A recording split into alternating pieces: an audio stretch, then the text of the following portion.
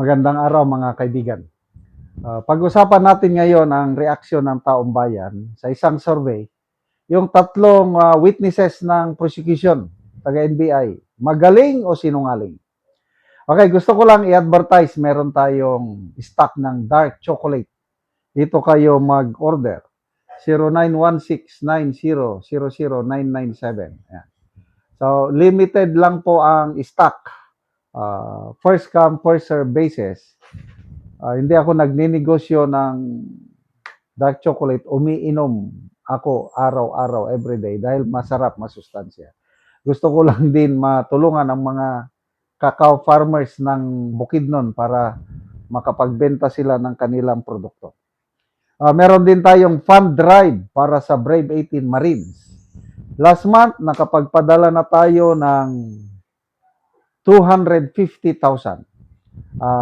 As of today, meron na po tayong naipon ulit na 40,000 galing sa padala ng mga malilit lang na amount. Ay nagpapadala ng 5 pesos, 10, 15, 20, 50, ganun. Naipon, lumalaki. Okay, ito. GCash number kayo magpadala. 0966-265-8480. 0966-265-8480. Ang pangalan ng GCash is Ivan Henry Sibong. Echo Victor Alpha November. Ito, may survey dumaan sa wall ko. Aljon Escala. Sabi dito, ano ang masasabi mo sa mga witnesses ng prosecution team? So, Kalilong, Lutok, and Matibag. Ano sila? Magaling o sinungaling? So, tinignan ko ang botohan. 8,000 ang nag-react. Ang nagpili ng love o magaling, ano lang, 284. All the rest, 7,000 plus, nagpili ng love emoji, ibig sabihin sinungaling. So kawawa itong sa survey to public opinion o perception. Tingin ng karamihan, not credible.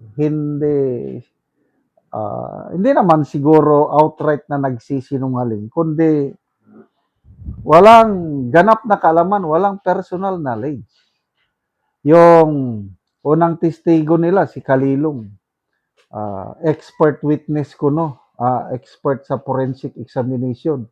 Yung video na pinakita niya, alam naman ng lahat na may video ganon ni BP Sara.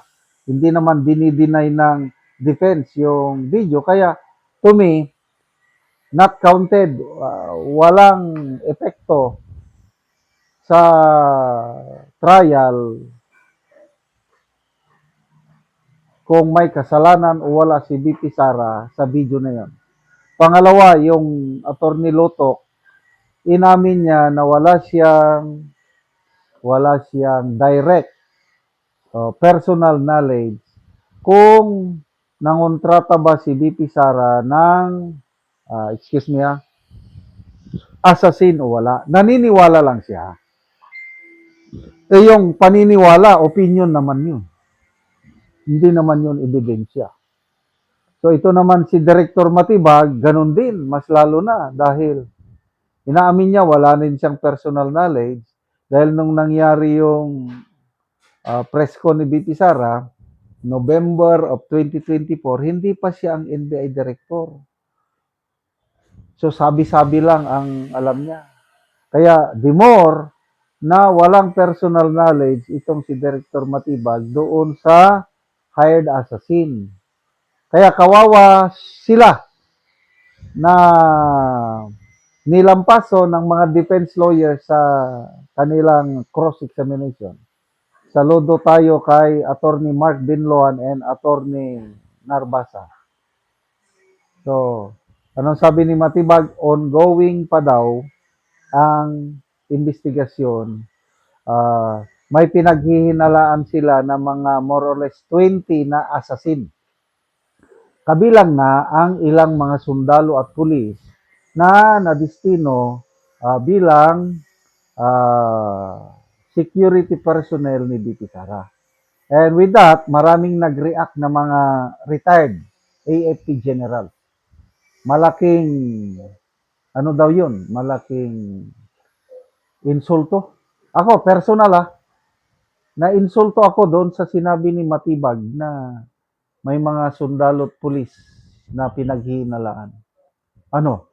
Tingin nyo, mahina ang PPNP? Hindi nyo nila ma-screen ang mga personnel na i-assign sa security group at magiging hitman na pala sila laban sa presidente?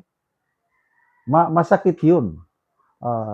Ako, naniniwala ako sa professionalism ng ating mga men and women in uniform. Wala silang pakialam dyan sa politika.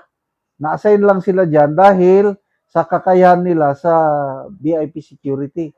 But in terms yung loyalty, kahit sinong pagsilbihan nila, nandyan yan, protektahan nila kung sino ang dapat protektahan. But not to a point na magiging assassin sila sa mga opisyali sa gobyerno. Kaya I don't know saan nanggaling yung impormasyon ni Director Matibag na posible mga person of interest ang ilang mga pulis at kasundaluhan. Well, so, ano ngayon? Next article na, next week, unexplained wealth.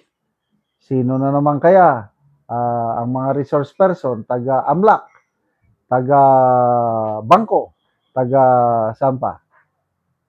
So, wala na. Itong impeachment trial na ito is, according to a survey,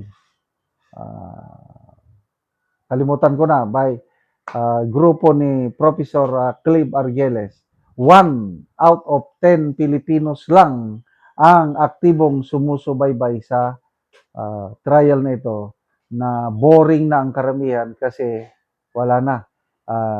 Tapos naman yung mini trial ni Luistro. Kaya hindi na ito nakakaapekto sa popularity, sa ratings ni BP Sara. Salamat mga kaibigan sa inyong pagsubaybay sa channel na ito. Nakakatulong kayo ng malaki sa tribong Talanding ng Bukidnon dahil ang sweldo natin sa channel na ito is pantulong sa tribo. Namimigay tayo ng libreng yero at pako para makapagpatayo sila ng mas maayos na tirahan. Panoorin nyo ang video na ito. Muna ni ang natagaan na mo o giyero. So, siya lang nagpasan.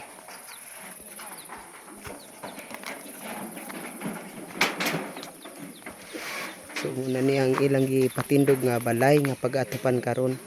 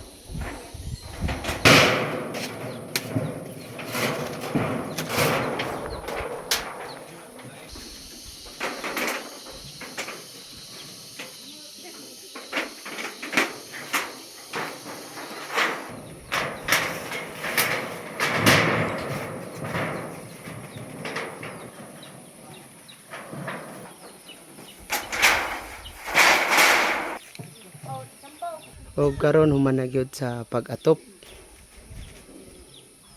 ang gitabang nga ayero. Sa Ginoo nga salamat sa Ginoo nga panghasin nga sin nga di na may mga ulanan. Oo. Salamat po. Magpa